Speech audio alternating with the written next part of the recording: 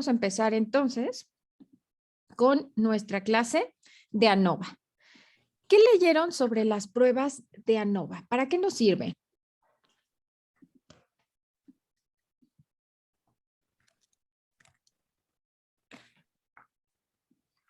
Adelante, Fabián. Pues que nos sirve para evaluar más de dos variables, ¿no? Ok. ¿Pero de qué tipo? Porque podría ser que fuera una Kruskal-Wallis. Puedes evaluar más de dos variables o una regresión donde puedes evaluar más de dos variables.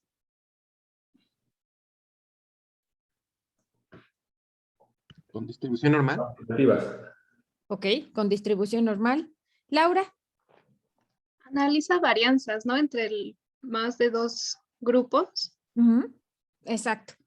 Más de dos grupos, compara las medias de dos o más grupos. Puede ser que sean grupos independientes o grupos relacionados. ¿Y alguien leyó sobre las pruebas post-hoc? ¿Para qué nos sirve?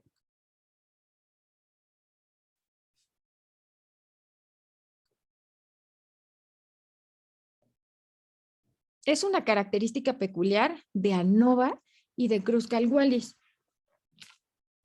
Si no lo leyeron, no se preocupen, ahorita lo vamos a ir revisando. Ok, entonces, bueno, esta es la utilidad de esta prueba. ¿Y por qué no podríamos utilizar TDStudent? Además de que TDStudent es para dos grupos y ANOVA para tres o más. ¿Por qué no podríamos simplemente hacer pares de comparaciones con TDStudent? ¿Se les ocurre alguna razón? Si ustedes ocuparan TDStudent, aumentarían la probabilidad de cometer un error tipo 1. Es por eso que no la podríamos utilizar. ¿Tienen en mente algún ejemplo en su protocolo o en su práctica clínica donde podrían usar una prueba de ANOVA?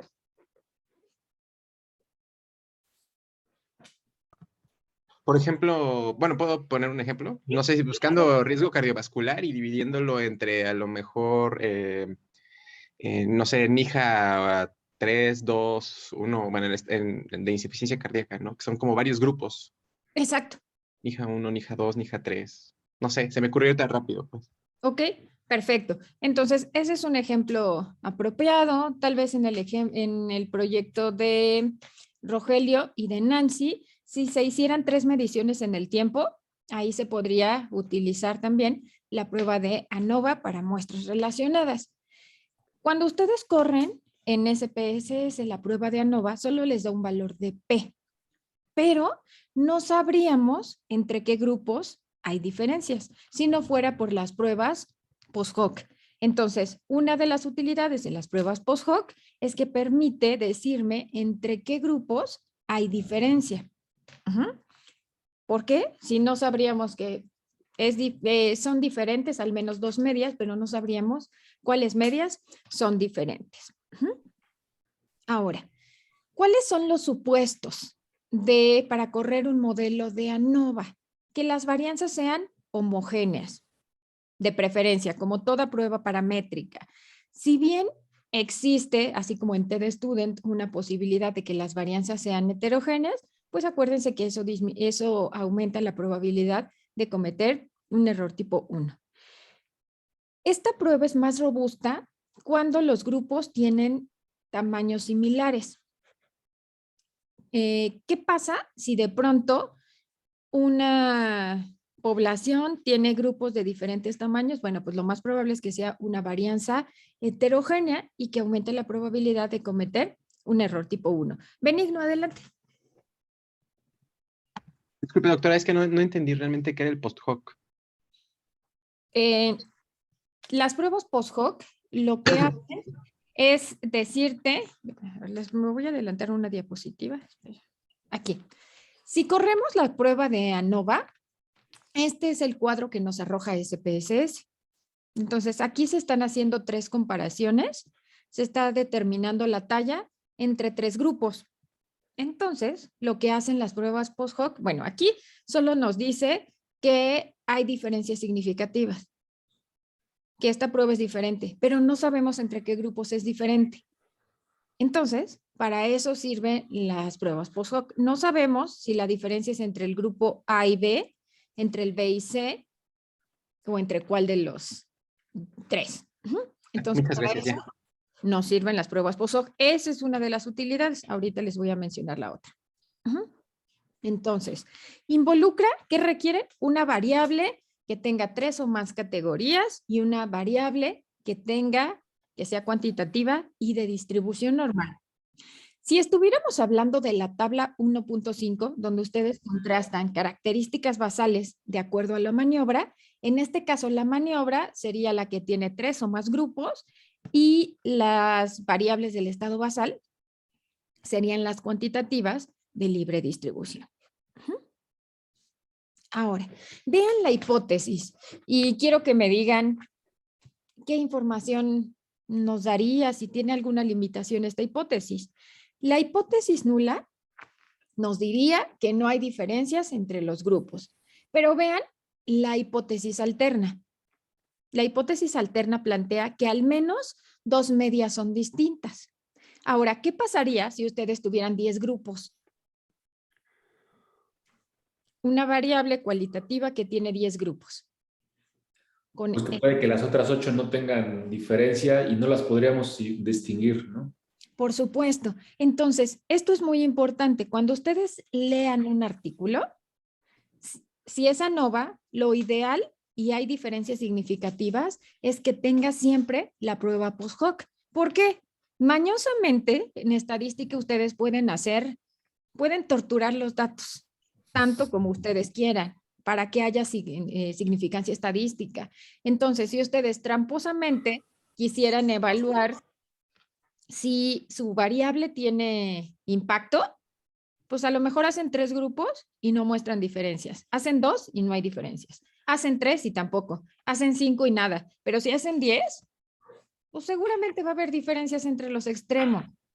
Aunque la cantidad de pacientes que estén expuestos a cada uno de los extremos quizá sea demasiado pequeña. Entonces, ojo con esto. Acuérdense siempre de esta hipótesis. Al menos 2 medias son distintas. Entonces, cada vez que ustedes lean una prueba de ANOVA, debe contener su prueba post-hoc para saber entre qué grupos hay diferencia. Y además, evita cometer un error que les voy a mencionar un poquito más adelante. Ahora, vean la fórmula. La fórmula, ahora, ¿se acuerdan que cuando calculábamos T de student, el estadístico era T? El valor de T era el que teníamos que contrastar con las tablas de valores críticos. Para ANOVA, no hablamos de T, hablamos de F. ¿Y qué es F? ¿Por qué se le colocó la letra F? Viene de Ronald Fisher, que fue el que planteó esta prueba.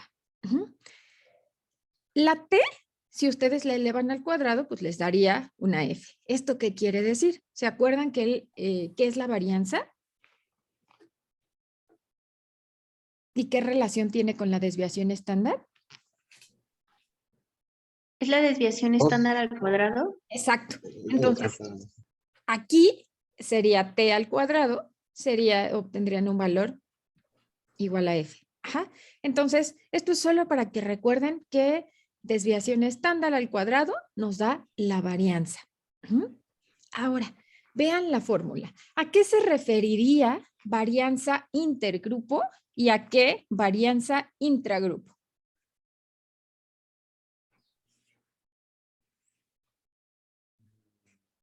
¿Qué será esto? O sea, puede ser que la varianza intergrupo sea entre 2 grupos diferentes dentro de nuestro análisis, y intragrupo es entre ¿cómo llamarlo? Entre los integrantes de un solo grupo. Ok, en lo que comentaste, Efraín, sobre varianza intragrupo es correcto, pero en varianza intergrupo no. Mencionaste solo entre 2 grupos y puede que sean 5, puede que sean 6. Entonces, esta es la fórmula compleja. Vean lo que toma en cuenta. Es la sumatoria del total de la muestra menos, esto es la media menos la gran media. Ahorita les voy a decir qué significa eso. Entonces, vean cómo otra vez es una medida de dispersión. Vemos que tanta distancia hay entre el valor de la media de cada uno de los grupos contra la gran media, que es la media de los tres grupos. Entre K menos N. K tiene que ver con el número de comparaciones que están haciendo, menos 1. Y la varianza intragrupo, esto lo que significa es que tanto se dispersan los datos dentro de cada uno de los grupos, de su propia media.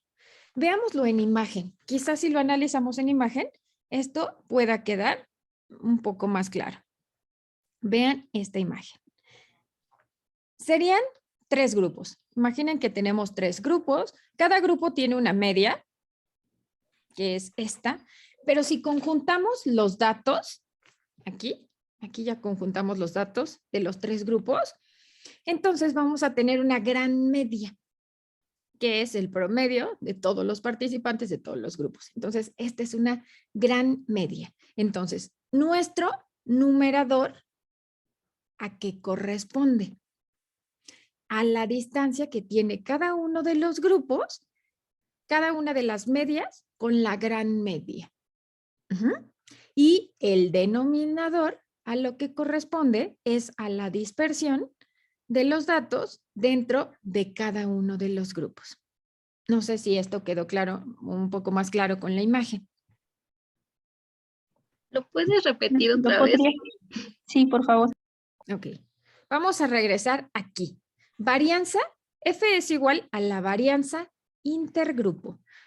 Esto, si recordamos TD Student, ¿se acuerdan que el numerador correspondía al tamaño del efecto? Es el tamaño del efecto entre el error. Y el error estaba dado por todas aquellas condiciones que pueden impactar en la variable cuantitativa, pero que no dependen de la maniobra. Lo mismo sucede aquí. Entonces, varianza intergrupo. Ustedes van a tener una gran media. Son 3 grupos, que son este que está verde, azul y rojo. Son 3 grupos. Con estos 3 grupos se va a obtener una gran media, que sería esta.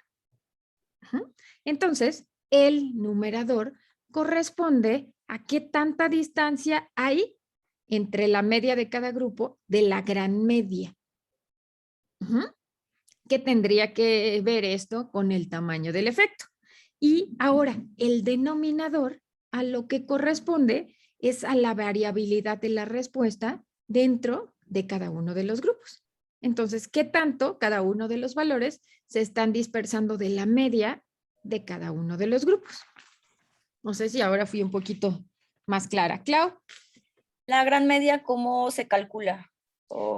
Simplemente es un promedio de todos los participantes. Si hay 90 participantes y son 3 grupos, se saca la media de los 90 participantes. Se saca el promedio contemplando a los 90 participantes. Y ya como son 3 variables, sacas la media de cada una, ¿no? Claro. Ajá. Ok, de cada grupo. Ya se puede contrastar la media de cada grupo con la gran media. Déjenme ver quién levantó la mano. Espérenme. Nancy.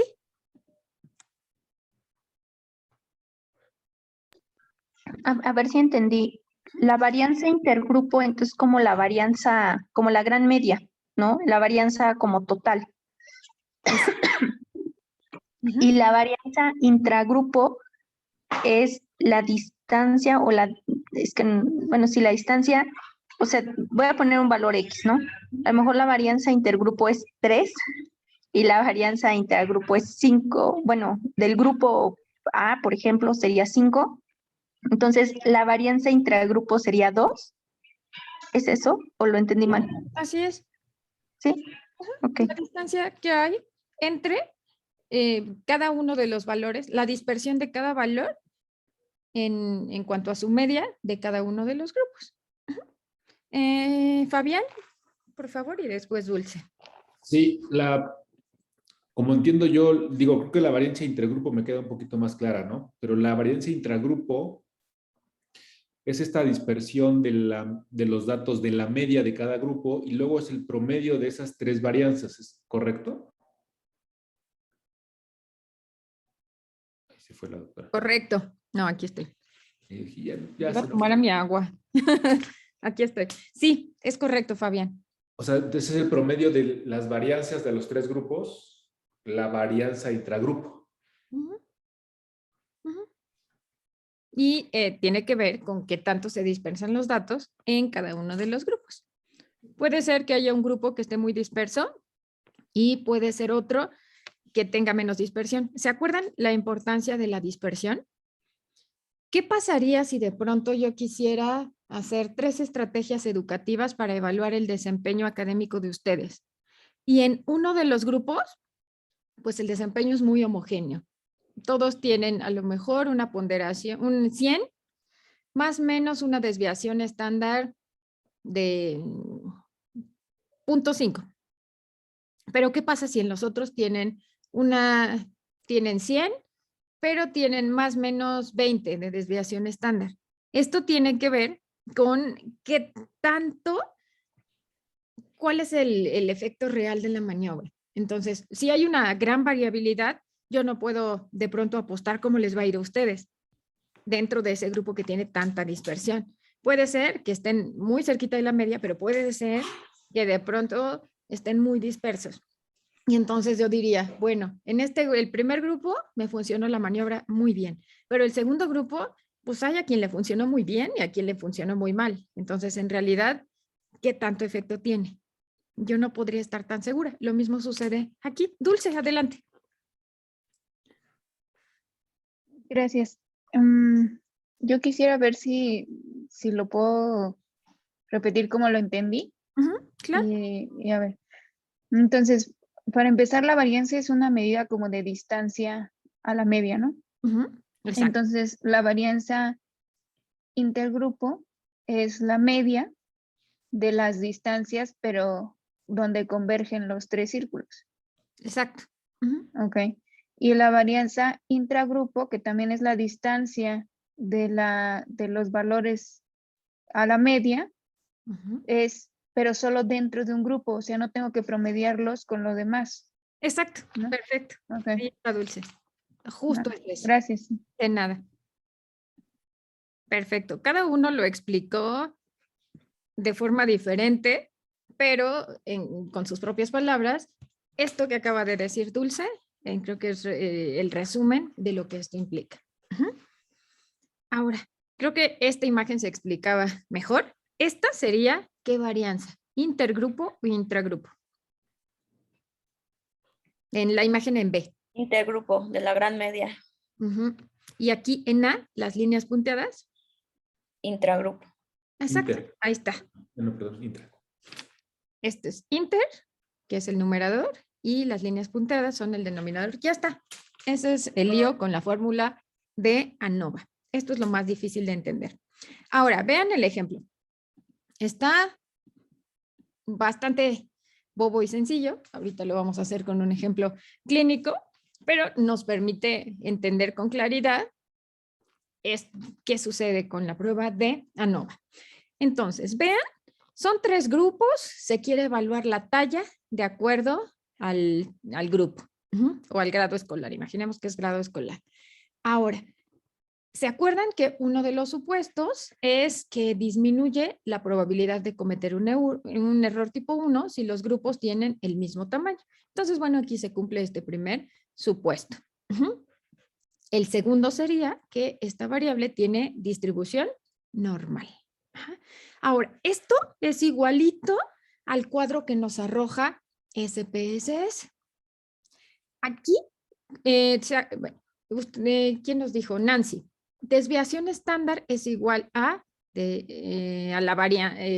desviación estándar al cuadrado es igual a la varianza. Entonces se toma en cuenta el cuadrado. Entonces aquí es suma de cuadrados. ¿Por qué? Porque la varianza es el cuadrado de la desviación estándar. Entonces, aquí lo que tenemos es una suma de cuadrados. La fórmula, entonces, es esta media de la varianza intergrupo entre la media de cuadrados de la varianza intragrupo. Otra vez, entre mayor sea el numerador y menor el denominador, más va a ser el valor de F. Aquí vamos a ver cuál es, cómo se determina cuál es el punto de corte de la significancia estadística, pero bueno, aquí tenemos 3.6 y la significancia estadística es de 0.31. ¿Qué podríamos decir con este resultado? Y a partir de estas variables de comparación.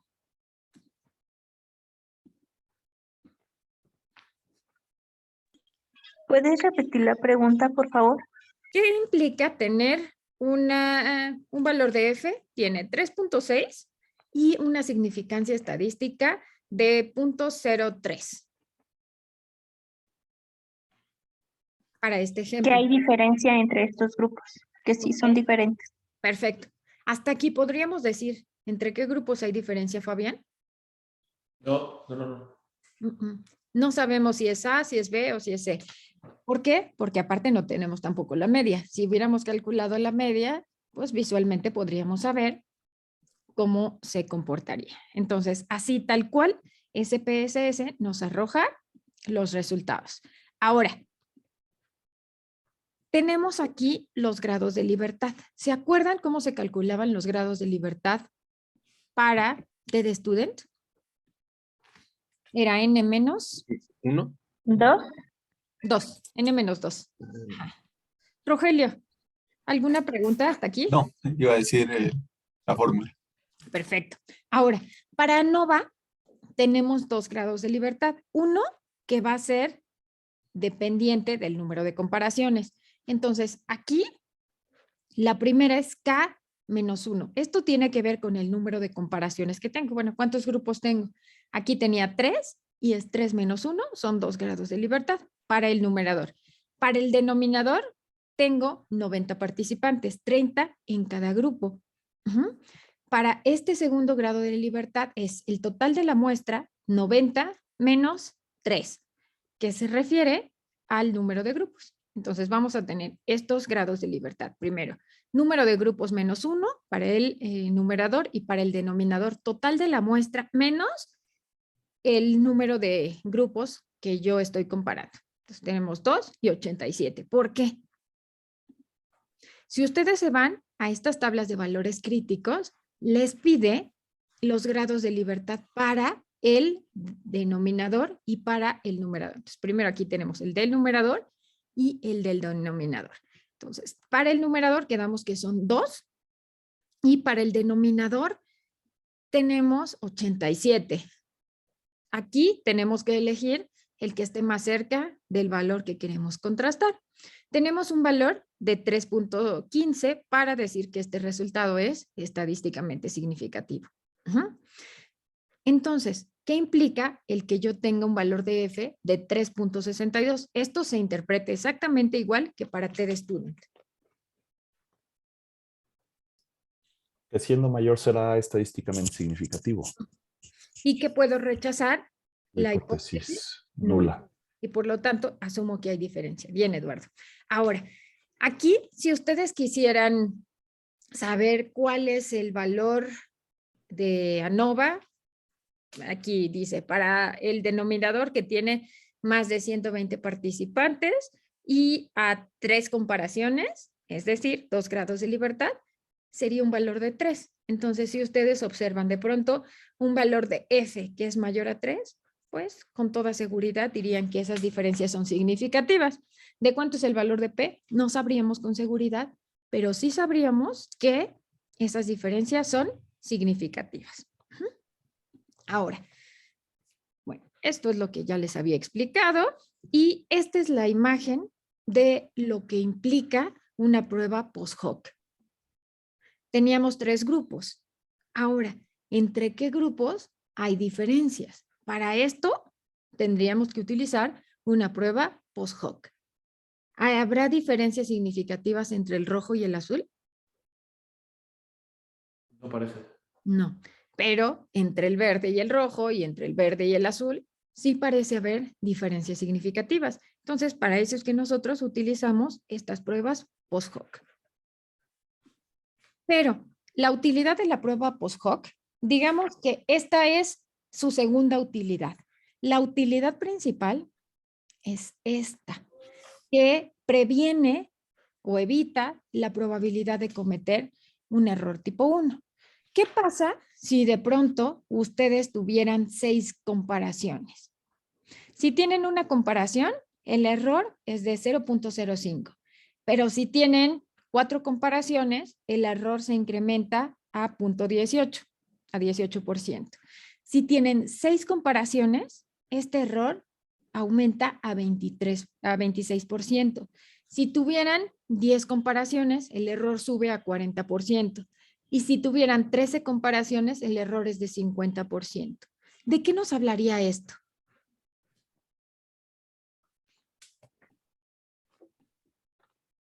Adelante, Fabián. Había escuchado un término para describir precisamente este fenómeno, que es la multiplicidad, que es que a mayor número de comparaciones se corre el riesgo de incrementar el riesgo tipo 1 de una manera que creo que intuitivamente no podemos ver, ¿no? Digo, ya matemáticamente había visto esta comparación de número de comparaciones, el error se empieza a incrementar y podríamos, pues, aseverar un resultado positivo cuando no lo hay. Ok, ahora, bien, Fabián, ¿qué hubiera sucedido si yo en mi estudio de la ingesta de proteínas, pues ya vi que a lo mejor en 3 grupos no hay diferencias significativas? Pero ¿qué pasaría si yo ahora divido la ingesta no en 3 grupos, si la divido en 10 grupos? ¿Qué pasaría con mi valor de P? ¿Consideran que sería significativo a 10 grupos? Es lo que nos comentabas, ¿no? Que entre más grupos puede haber diferencias porque vamos a localizar extremos. Perfecto. Entonces, aguas cuando ustedes lean un artículo que requiere de hacer de 10 grupos para mostrar una diferencia. ¿Por qué? Simplemente por el azar va a ser significativo. Entonces, ahorita les voy a enseñar un ejemplo para que vaya quedando más claro. Entonces, si ustedes ven un artículo que tiene un montón de comparaciones, pues sí, ya sabemos, pues está la probabilidad de cometer ese error, pero junto con esa prueba de ANOVA debe tener una prueba post-hoc y una corrección post-hoc para disminuir el grado de error. Entonces, la principal utilidad de las pruebas post-hoc es prevenir o evitar este error tipo 1 por el número de comparaciones. Ahora, en la parte de abajo de la diapositiva tenemos la fórmula para calcular esta probabilidad de cometer un error. Entonces, es el 1 menos 0.5. Esto nos da una probabilidad de un error de 26%. Pero ahora, ¿qué pasaría si yo tuviera 6 comparaciones? Bueno, aquí son 6 comparaciones.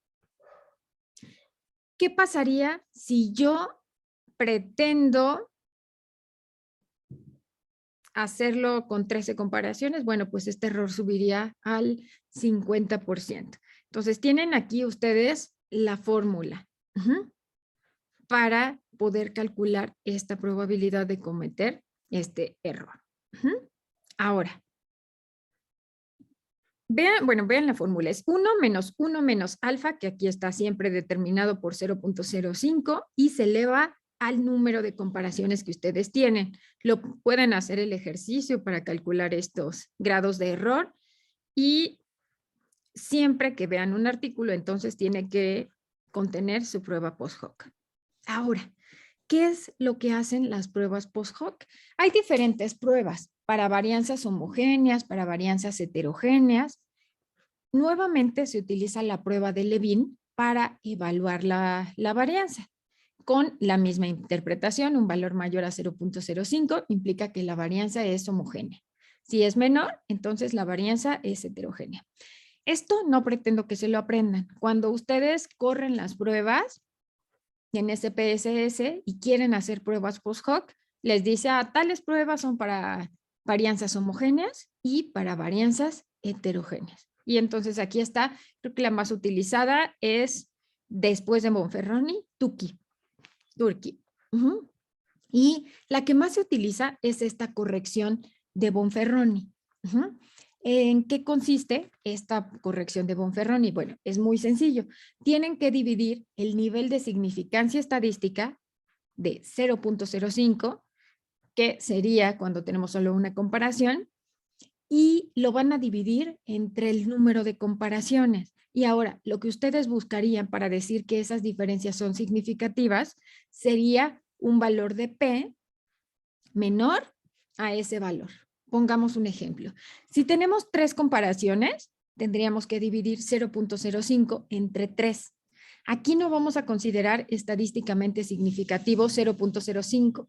Necesitaríamos tener entre las comparaciones 0.017 para hablar de significancia estadística. Y si aquí ustedes de pronto, ¿qué pasaría si yo tengo 4 comparaciones? ¿De cuánto sería su valor de P? ¿Cuánto les daría? ¿Cuánto tendríamos que buscarle? 0.012. No, bueno, 2, sí. ¿Ok? ¿Y si tuviéramos 10 comparaciones? 0.005. ¿Ok? Entonces, vamos a ver un ejemplo. Nada más, quiero que vean esto. ¿Cómo se calcula el número de comparaciones? Es K, que es el número de grupos, por K-1 entre 2. Entonces, si tuviéramos 3 comparaciones, tuviéramos 3 grupos, ¿cuántas comparaciones posibles tenemos?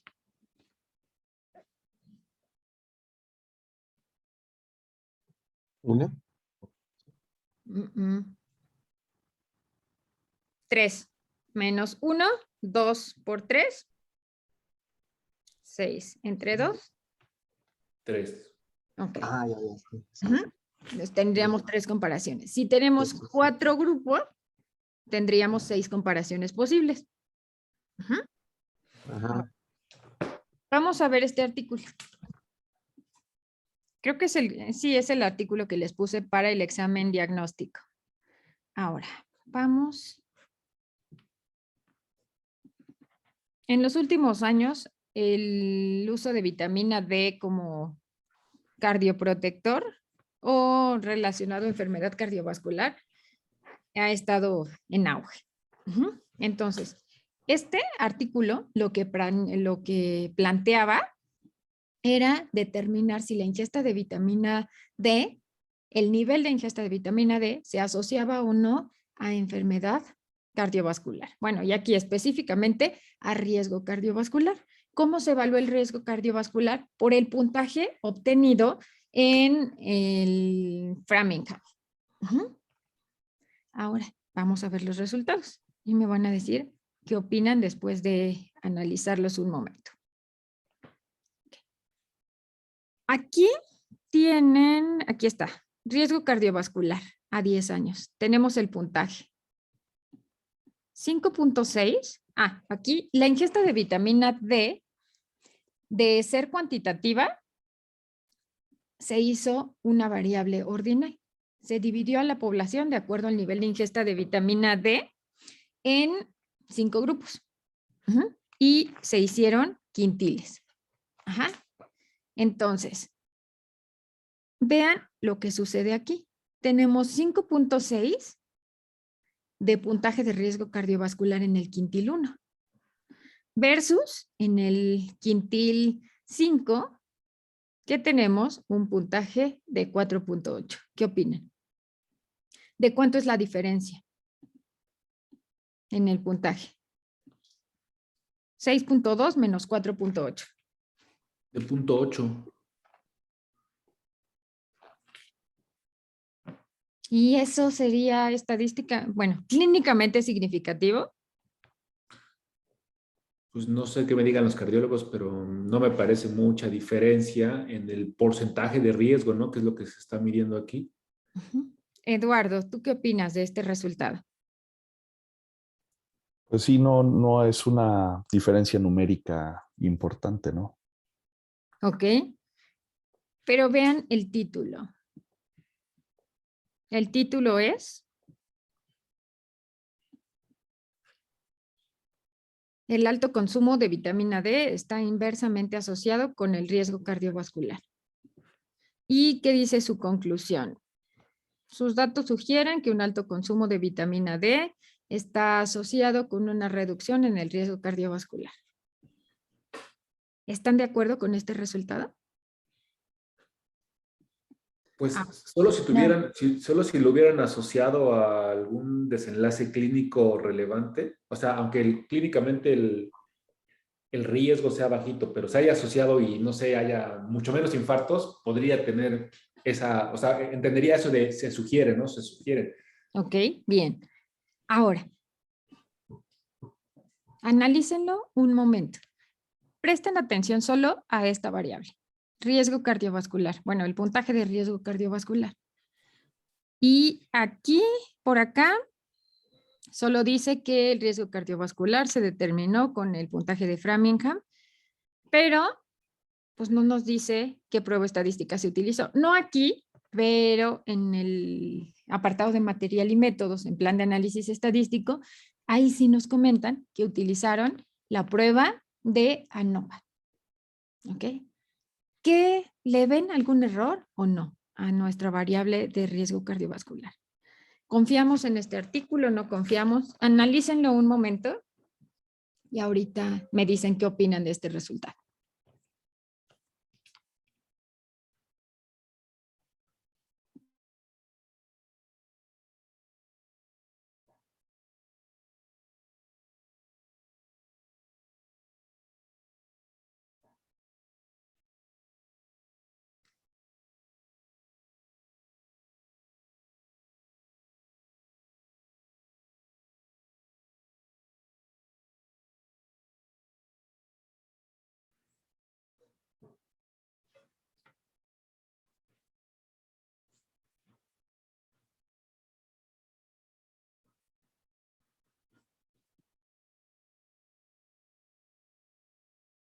¿Listos? ¿Quién dice yo? Eduardo, adelante. Pues es que sí, hay que analizarlo, pero es bastante confuso porque o sea, no creo que haya una relación de causalidad entre uno y otro. O sea, incluso si ven no solamente el puntaje de riesgo cardiovascular, también el de los pacientes del quintil 1 son más obesos que los del quintil 5, fuman más los del 1 que los del 5. Entonces, este es un puntaje que es multifactorial y no es causa-efecto, o sea, habla de factores de riesgo. Como decía Fabián, habría que buscar un desenlace para ver si algún grado de ingesta de vitamina D impacta en algún resultado, pero esto es un puntaje basal, es con lo que los pacientes entran al estudio con base en sus factores de riesgo, no habla de causalidad. Por supuesto. Entonces, esta es la dificultad cuando nosotros hacemos solo un análisis bivariado, que analizamos solo dos variables sin tomar en cuenta el resto. Y además tendríamos que cuestionar, el instrumento de Framingham no consideró variables que son muy importantes. No consideró actividad física. Y así lo dicen ellos por la dificultad en su medición. Pero además, ¿qué nos dice? ¿Fabián? Sí, en esto de los supuestos, la verdad es que lo primero que veo es que sí, los grupos pareciera que tienen, bueno, se ven muy similares en el número de las muestras. Pero me llama la atención que la media y la desviación estándar, en casi todos, por ejemplo, aquí media de 5.6 y la desviación estándar va a estar abajo del 0, ¿no?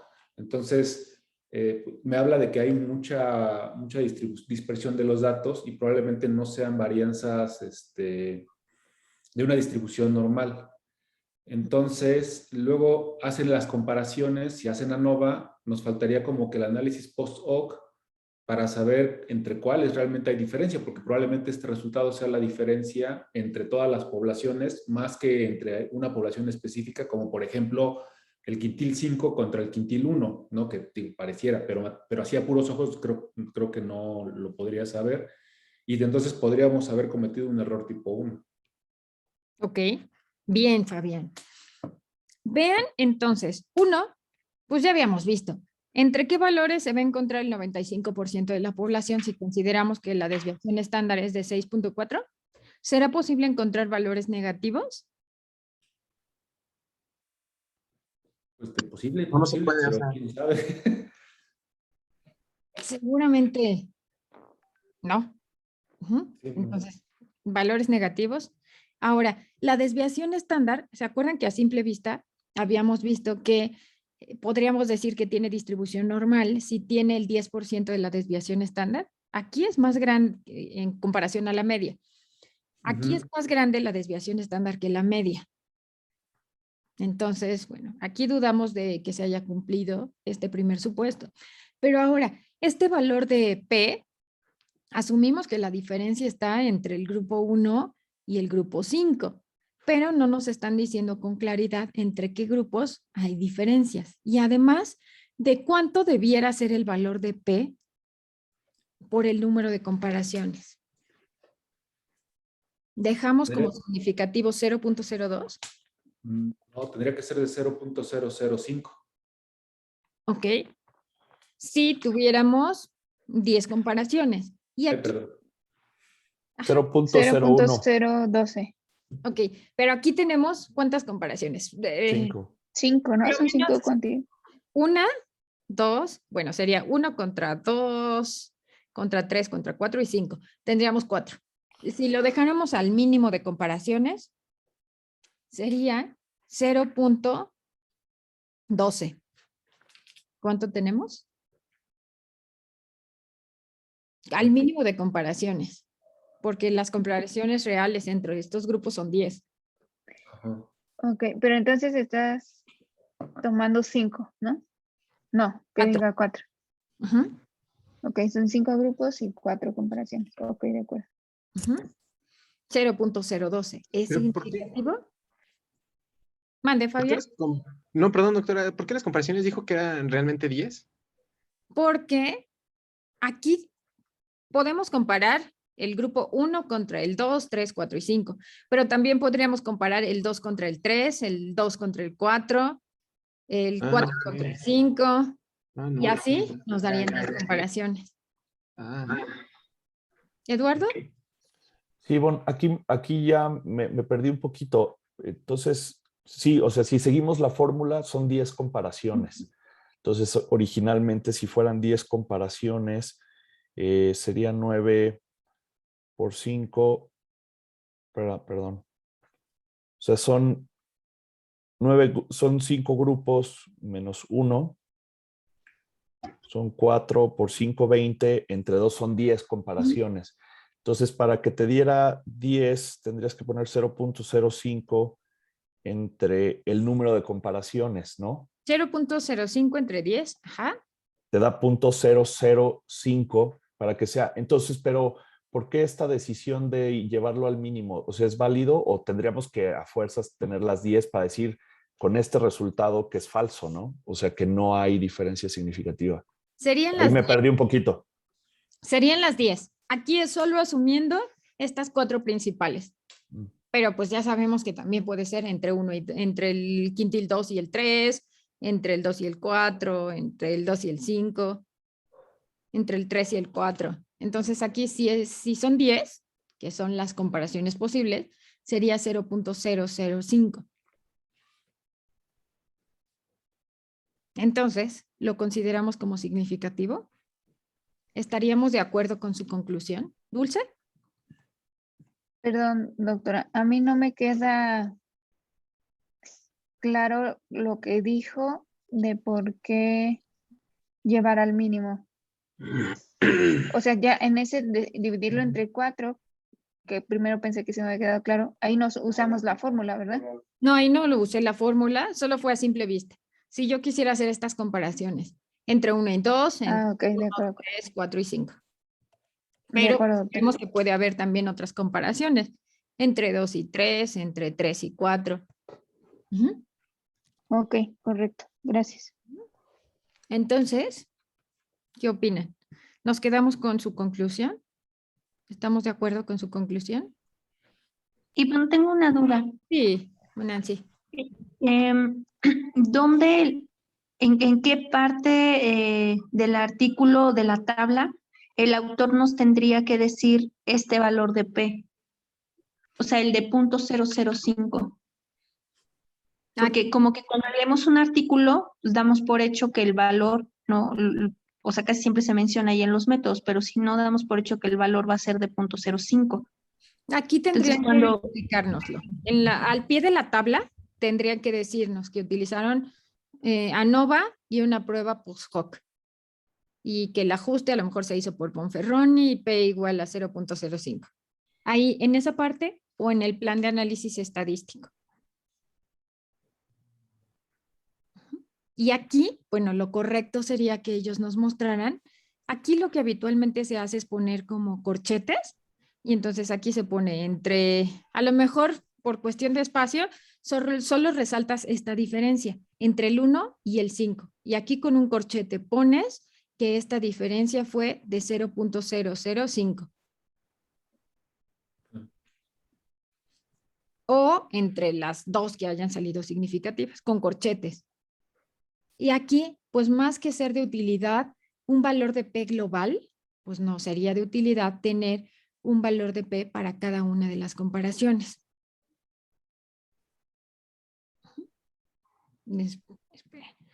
Pero si analizamos su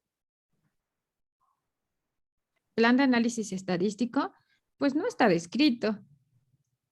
Mire, aquí solo dice que utilizaron ANOVA para evaluar la diferencia de medias entre los quintiles para variables cuantitativas.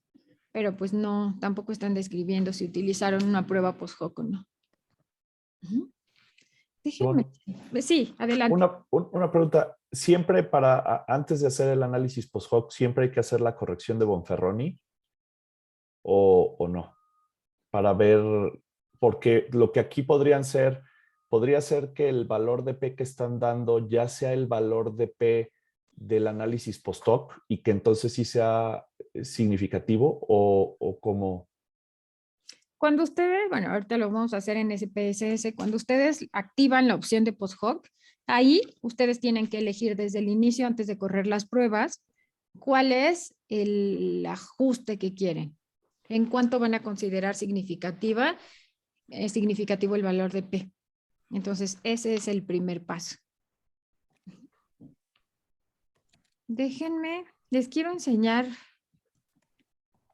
un preliminar del artículo de mi tesis.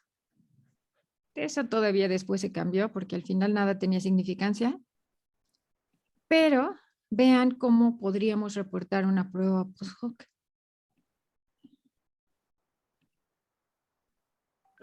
Y ahí me faltó el ajuste.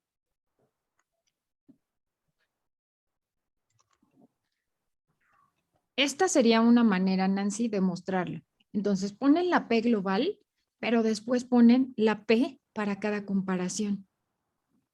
Y entonces, ahora sí se ve, sí, el global es significativo, pero ¿entre qué grupos hay diferencia? Aquí solo hay diferencia entre el 1 y el 4.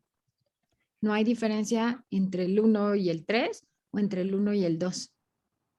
Esta podría ser una manera donde ustedes lo muestran. Y abajo tal vez solo especificar cuál fue la corrección de Bonferroni y el valor de P que ustedes consideraron como significativo. Entonces, para este primer ejemplo, en este modelo sin ajuste, que es solo una prueba de ANOVA, si consideramos este ajuste de Bonferroni, pues esta diferencia no sería significativa. Sin embargo, sí para este último grupo. Entonces, aquí, para este modelo multivariado, aquí sí hay diferencias y aquí sí se consideraría estadísticamente significativa la diferencia. Entonces, yo lo plasmaría así. Este fue como uno de los ejercicios que hice, pero pues de esta manera ustedes van considerando el valor de P entre las comparaciones. Y tendrían que especificar cuál fue la prueba post-hoc que utilizaron. ¿Fue Bonferroni, fue Tukey, fue Shefé o cuál utilizaron? O aquí, a lo mejor con algún asterisco, señalan las que son estadísticamente significativas de acuerdo a la corrección. Entonces, esta podría ser una manera. Pero ya vieron que una no va así solito, pues no nos dice nada. Bueno, sí nos dice que hay diferencia entre dos medias, pero pues no sabemos entre qué diferencias hay medias. Ujú. No sé si respondí tu pregunta, Nancy.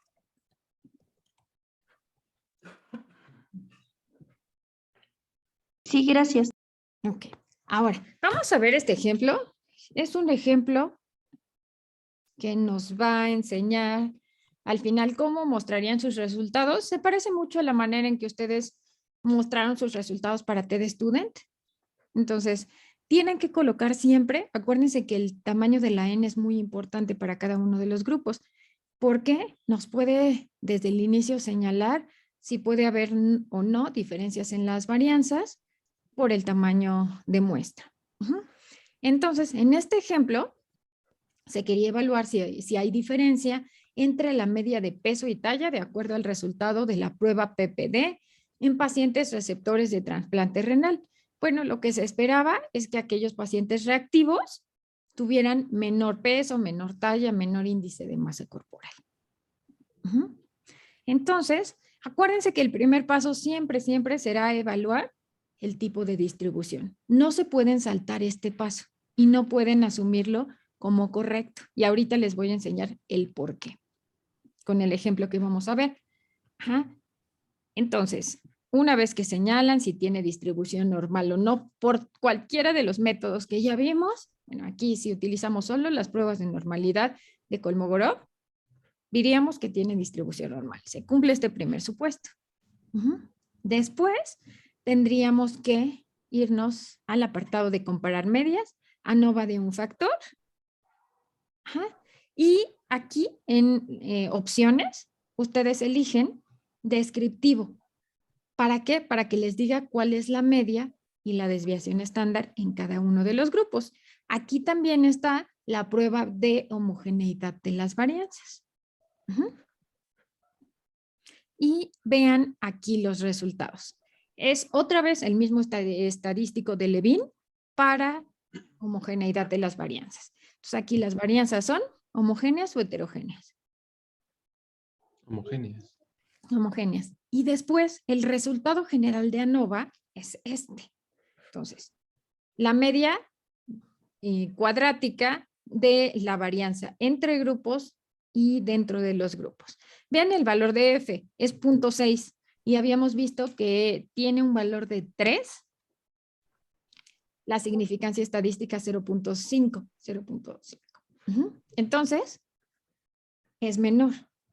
¿Hay diferencias o no? Y para cada uno de los grupos, pues el valor de F es bien chiquito.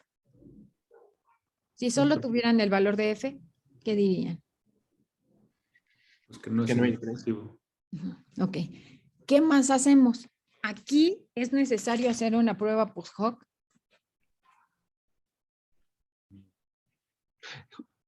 Justo le iba a preguntar eso, doctora. Si podía pasar que no fueran significativos, pero cuando se analizara, pues cada uno entre ellos, sí, o no sé cómo.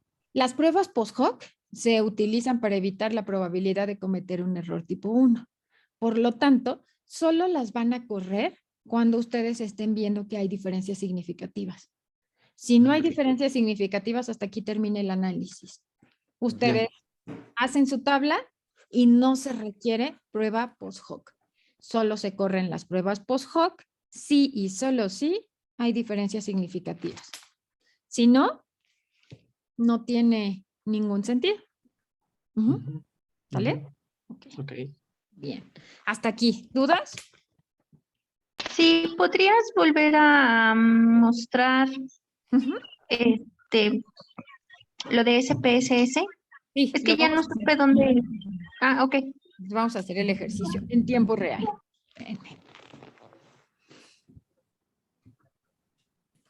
Ok.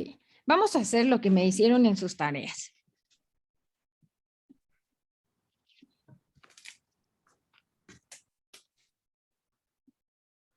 Estamos viendo ANOVA.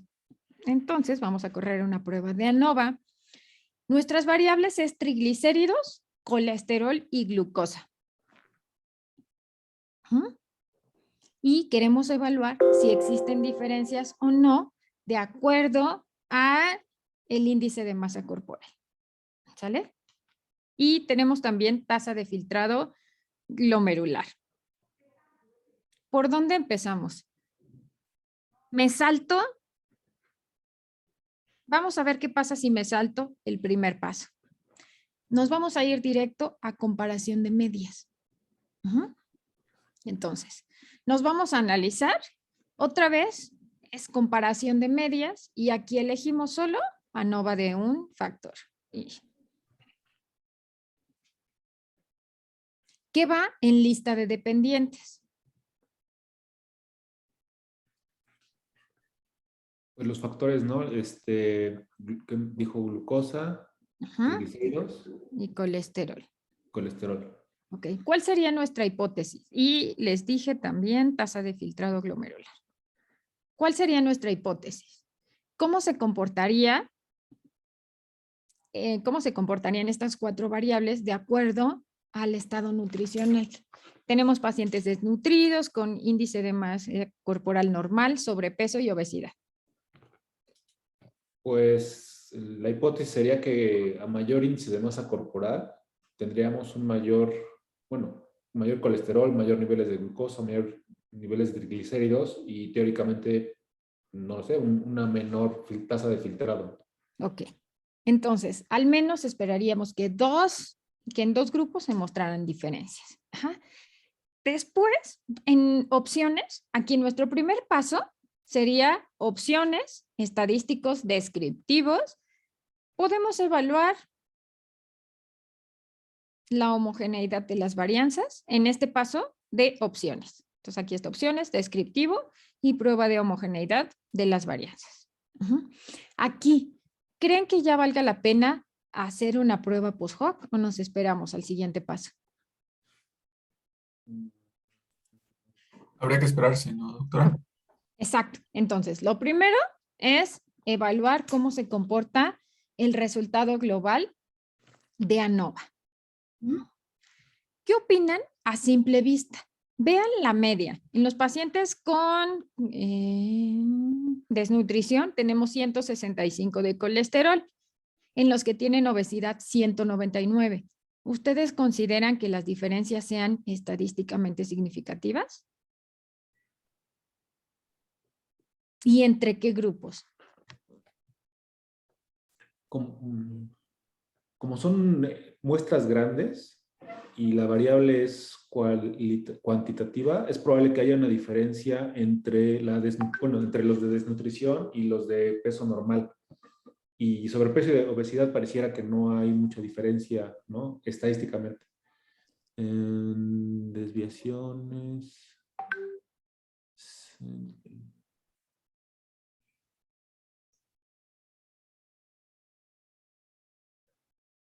Pareciera entonces que desnutrición pues podría tener diferencia con todos los demás grupos. ¿Pero ustedes creen que entre obesidad y sobrepeso haya diferencias significativas? Sería 0.1 la diferencia, y no era 0.1. Ahora, ¿qué opinan para tasa de filtrado glomerular?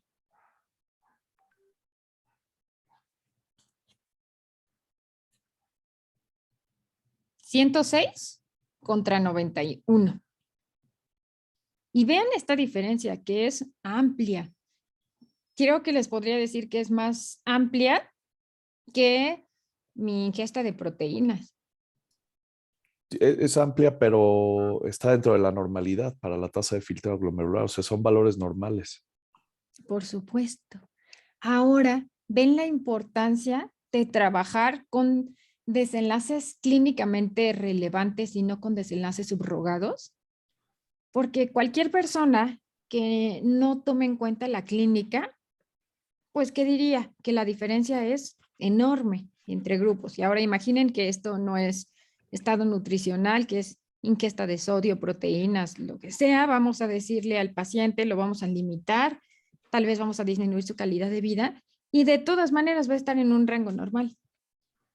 ¿Alguno de ustedes en su proyecto tiene un desenlace clínicamente, un desenlace subrogado que no sea forzosamente uno clínicamente importante? ¿No? Rogelio. Sí, creo que yo, porque es de la percepción del paciente y no necesariamente tiene que ver con la realidad.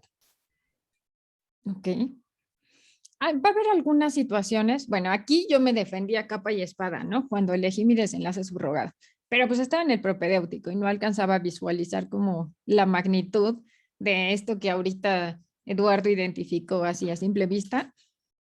Mi justificación es que yo tenía que seguir a los sujetos un montón de años para que desarrollaran enfermedad renal crónica, pero no era capaz de observar que estas diferencias todas estaban dentro del rango normal.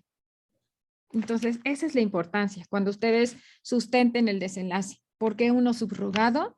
Si es importante o no es importante y por qué. Y que siempre se cuestionen, ¿y si elijo mejor el desenlace clínicamente relevante y se comportarán igual? Ok, ahora, ¿qué pasa aquí? A simple vista, ustedes me podrían decir ¿cuál de estas variables no tiene distribución normal? ¿Colesterol, glucosa, triglicéridos o CK de EPI?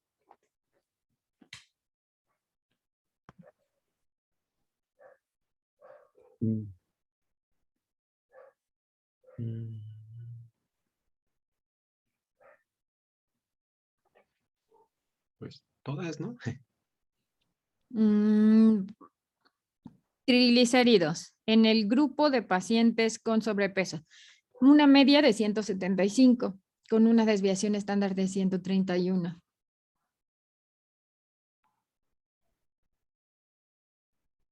Me salté ese paso. Y solo por analizar la desviación estándar, bueno, pues ahí parecería que no tiene distribución normal.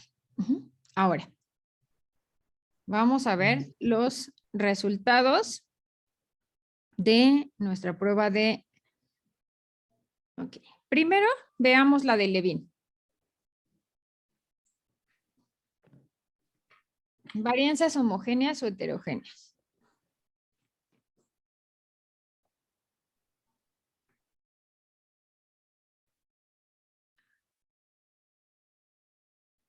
Pues heterogéneas, ¿no? Hay algunas que sí son homogéneas y otras que no. Entonces, Ok. heterogéneas. Triglicéridos, que es la que más a simple vista resaltaba el valor de la desviación estándar. Sí, tiene varianzas heterogéneas. CK de EPI. Uy, pues no, homogéneas. Homogénea, listo. Ahora, aquí, esto es importante. Entonces, a lo mejor se cumple el supuesto de normalidad en CK de EPI, probablemente en colesterol, pero no en glucosa ni en triglicéridos. Ajá. ¿Cuál sería la opción? Pues aquí también podrían hacer una prueba no paramétrica para esas otras dos variables. Podría ser, de acuerdo al tipo de distribución. Ahora, vean el resultado de ANOVA para colesterol. ¿Qué opinan? Un valor de F de 8.6, estadísticamente significativo. Un valor de P, si le damos clic, ya sabemos, bueno, creo que ya les había comentado, que no podríamos poner un valor de P de 0.000. No, es un redondeo que hace el programa, entonces aquí sería, lo correcto sería menos de 0.001. Entonces vean, aquí está el resultado. 0.000010 para colesterol y para triglicéridos 0.000043. ¿Son diferencias significativas o no?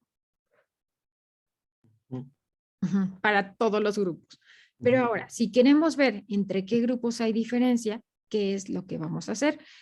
Vayan diciéndome cuántas comparaciones tenemos. Son 4 grupos. Son 4 grupos. ¿Cuántas comparaciones tenemos? 6. Ok. Ahora, otra vez nos vamos a comparación de medias, ANOVA, y ahora vamos a elegir pruebas post-hoc.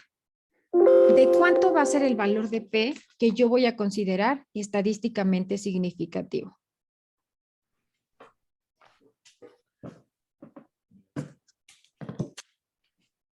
¿De cuánto?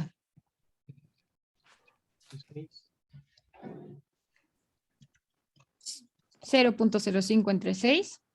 0.008. Ok. Y ahora vamos a elegir la prueba de Bonferroni.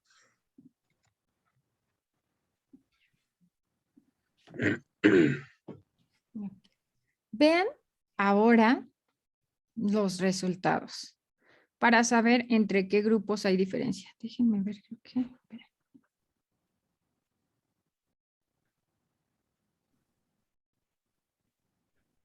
Creo que no activé la opción. Espérenme. No me lo corrió.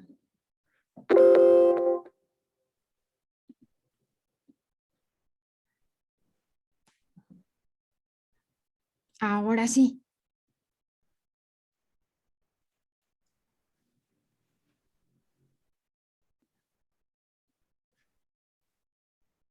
¿Entre qué grupos hay diferencias?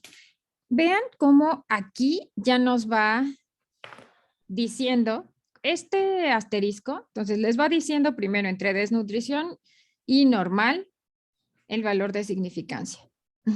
Y este asterisco implica que les está señalando aquellas comparaciones que son estadísticamente significativas, de acuerdo al nivel o al valor de P que nosotros asumimos como significativo. Entonces, aquí entre obesidad y desnutrición, ¿hay diferencias significativas?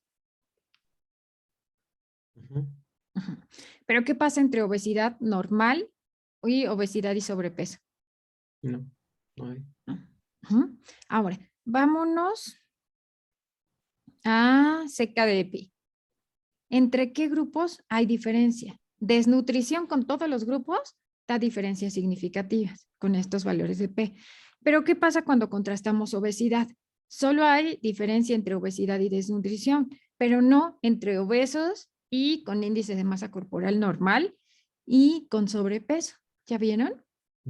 Es por eso que de pronto los investigadores tienen que hacer 10 comparaciones para mostrar diferencias entre los extremos. Aquí, aún en estos 4 grupos, las diferencias están solo entre los extremos. Y pues si ustedes hacen 10 grupos y además no hacen el ajuste post-hoc, entonces, pues ahí tenemos este resultado. Y ahora, pues imaginen que esto no sea, ahora imaginen que esto sea vitamina D. ¿Qué pasaría con el consumo de vitamina D? Lo incrementaríamos sin pensar en cuáles van a ser los eventos secundarios, los efectos secundarios.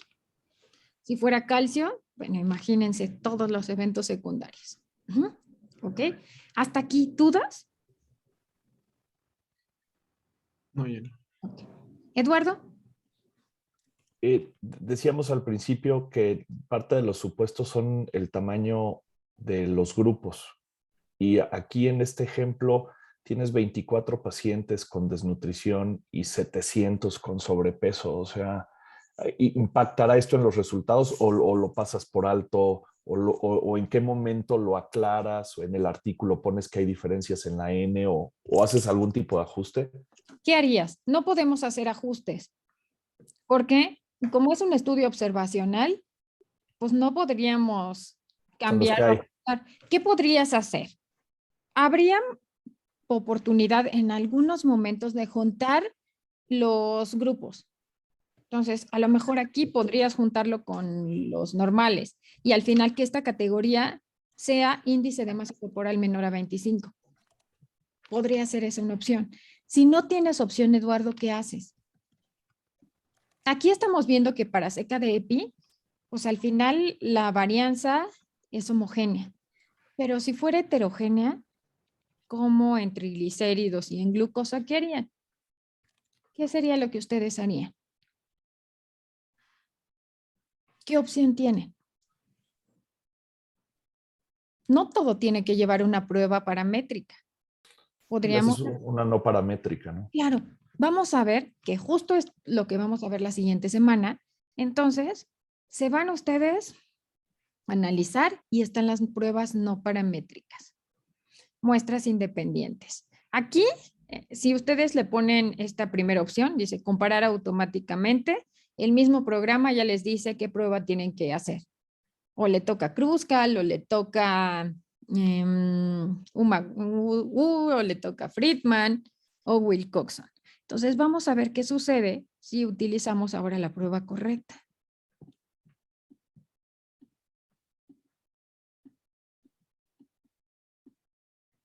Fue la fecha de nacimiento, doctora, en vez del colesterol. Ay, espere. Hace lo que quiere. Listo.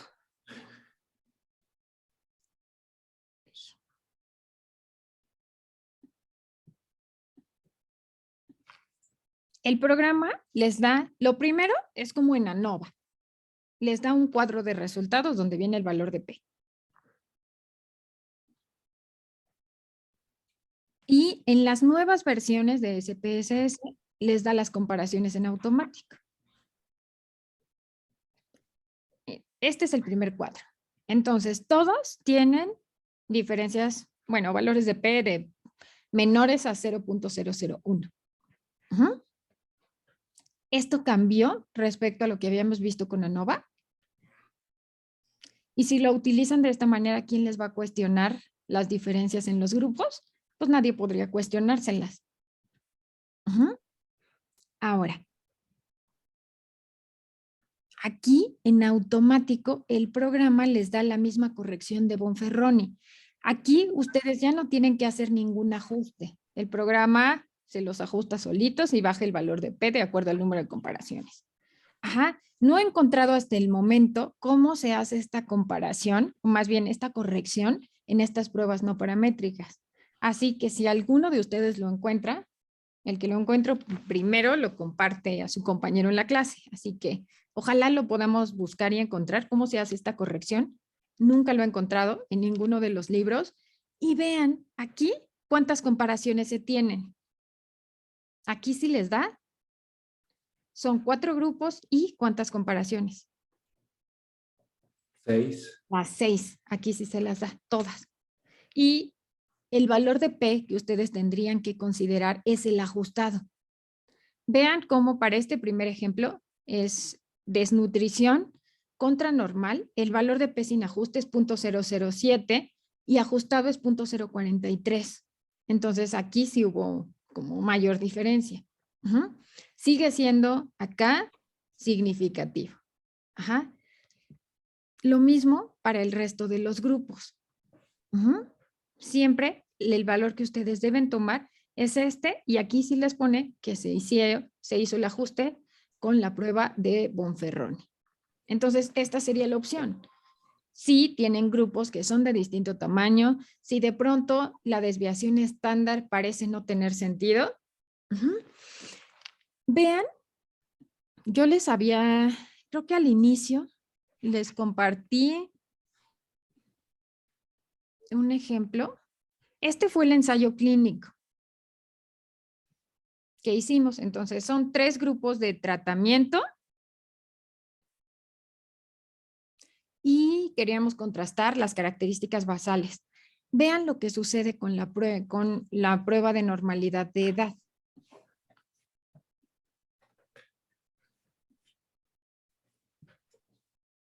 Entonces, deben ser muy cuidadosos en cuanto a la clínica, porque si alguno de ustedes leyera el artículo y yo lo publico así, ya me imagino la crítica. Entonces, y aunque yo les diga, pues es que sí, parecía tener distribución normal.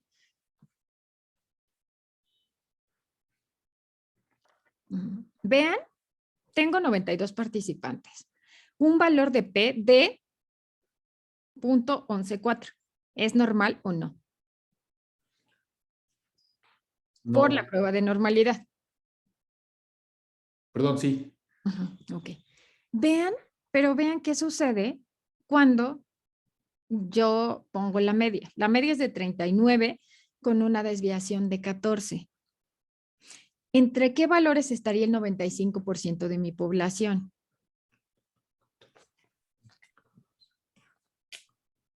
39 menos 28. 11. 11. Mis criterios de inclusión dicen que el más pequeño de los participantes tenía 18 años.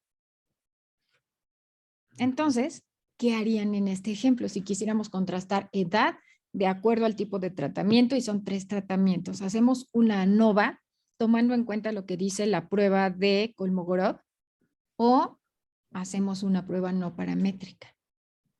No paramétrica. Y nadie se los cuestionaría. Entonces, vean cómo son distintos pasos, están seriados y ustedes tienen que irlo analizando. La primera vez cuando alguno de los alumnos hizo este ejercicio, bueno, pues igual, ¿no? Se fueron solo a las pruebas de hipótesis. Entonces, cuando corrieron la prueba de ANOVA y cuando presentaron los resultados, pues entonces ya vimos el errorzote, porque no teníamos pacientes de 11 años. Entonces, bueno, pues ya simplemente lo corregimos. Son distintos pasos. Al haber distintas pruebas, pues tienen ustedes que ser flexibles y decidir qué es lo que van a hacer con sus resultados. Ahora, quiero mostrarles otra opción. Si ustedes quieren utilizar pruebas paramétricas, ya vimos aquí que, bueno, vamos nada más a corroborar. Vamos a trabajar con triglicéridos. Vamos a correr la estadística descriptiva, vamos a ver su histograma. Y vamos a ver qué otra opción tenemos si quisiéramos seguir utilizando una prueba paramétrica. Tendríamos que normalizar la variable, pero ya vieron que no es necesario. Y no es necesario porque tenemos opciones no paramétricas. Entonces, si aún así les insisten a lo mejor sus tutores o alguna persona más en el equipo de trabajar con pruebas paramétricas, pues vamos a ver qué opción tenemos. Entonces, tenemos triglicéridos. Vamos a evaluar el histograma, las pruebas de normalidad y queremos... Vean la media. Entonces, la media la tenemos en 164 y la desviación estándar en 119. La prueba de normalidad, pues nos sale de libre distribución. Y vean el gráfico. ¿Les parece que tiene forma acampanada?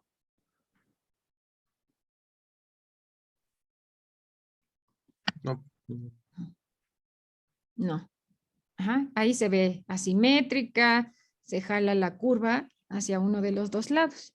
Entonces, ¿qué es lo que podríamos hacer? Transformar esta variable a su escala logarítmica. ¿Lo hacemos?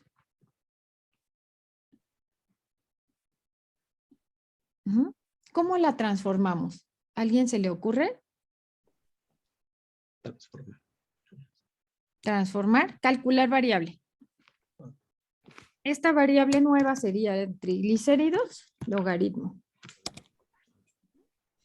Aquí, en grupo de funciones del lado derecho, seleccionamos en todo y vamos a seleccionar en la parte de abajo el logaritmo.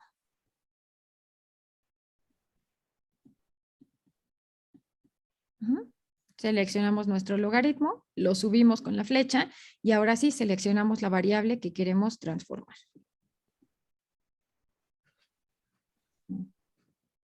Las variables que ustedes van agregando se las pone hasta el final. Ajá, aquí está su variable triglicéridos. Ahora, ¿qué pasa? Vamos a hacer el análisis otra vez, el de descriptivos, con esta nueva variable. Vamos a ver, creo que donde es visualmente más sencillo de entender es con la curva de normalidad. Ay, espérenme.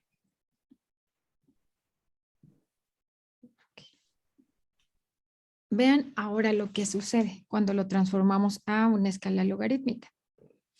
La media es 4.9. La desviación estándar es de 0.53. ¿Qué sucedió con la dispersión de los datos? Se redujo. Ahora, si nosotros quisiéramos mostrar en nuestra tabla de resultados estos datos, no tendríamos que mostrar lo anterior con la desviación estándar de 119. Lo que haríamos es trabajar con estos resultados. ¿Qué es lo que plasmaríamos en nuestro cuadro? Ahora, ¿cómo convertimos esta variable? Entonces, acuérdense que es 4.94. Para plasmarlo, entonces, simplemente sacamos el exponencial. Entonces, 4.94 exponencial. Y ahora, la media que nosotros tendríamos que reportar en nuestra tabla de resultados sería 139.7. Claro que ustedes en el apartado de material y métodos tendrían que especificar que se transformó, para normalizar la variable, se transformó a su escala logarítmica. Y una vez con la escala logarítmica, esto ya es su valor natural, otra vez. Pero vamos a ver ahora el valor de la desviación estándar. Es 0.53. 0.53 exponencial y 1.6. Sería 139 más menos 1.69.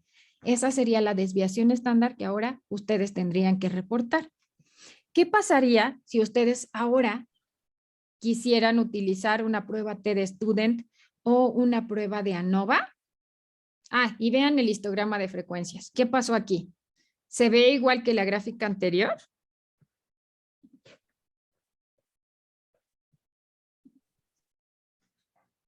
Ahora sí, esta parece tener más forma de campana que la anterior. Está más simétrica, la dispersión de los datos está más alrededor de la media. Ahora, ¿qué es lo siguiente? Si queremos correr otra vez nuestra prueba de ANOVA, y quiero que vayan pensando ustedes, ¿vale la pena hacer todo este ejercicio que estamos haciendo o no?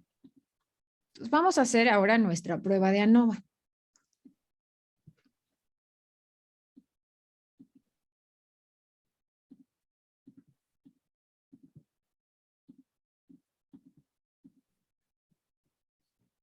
Pero ahora lo que vamos a hacer es calcularla con nuestro logaritmo. Aquí vamos a quitar los post-hoc, que ahorita no queremos. ¿Qué vamos a plasmar en nuestra tabla de resultados? ¿Qué tendríamos que plasmar? Tendríamos, como le hicimos para el ejercicio anterior, tendríamos que sacar el exponente del logaritmo de estas variables, de la media y la desviación estándar. Y el valor de P que vamos a considerar es este. Entonces corre la prueba con la escala logarítmica, ya sea para TED-Student o para ANOVA, y al final se transforma o se regresa a sus valores normales, que simplemente sería sacar el exponencial. ¿Qué opinan de esta manera? Nancy, ¿vale la pena hacer todo este ejercicio? No, bueno, de lo que estuve leyendo fue que tendríamos que pensar cómo es más fácil comprender para el lector lo que vamos a mostrar, ¿no? Y tendríamos que pensar también, ¿no? Si esta, o sea, vaya, si ya desde el inicio vimos que no es tanta la diferencia y que no va a ser clínicamente relevante, entonces no vale la pena desgastarme haciendo tantas pruebas y convertir y todo, para que al final salga lo mismo o para aferrarme a mostrar algo que no está siendo relevante, ¿no?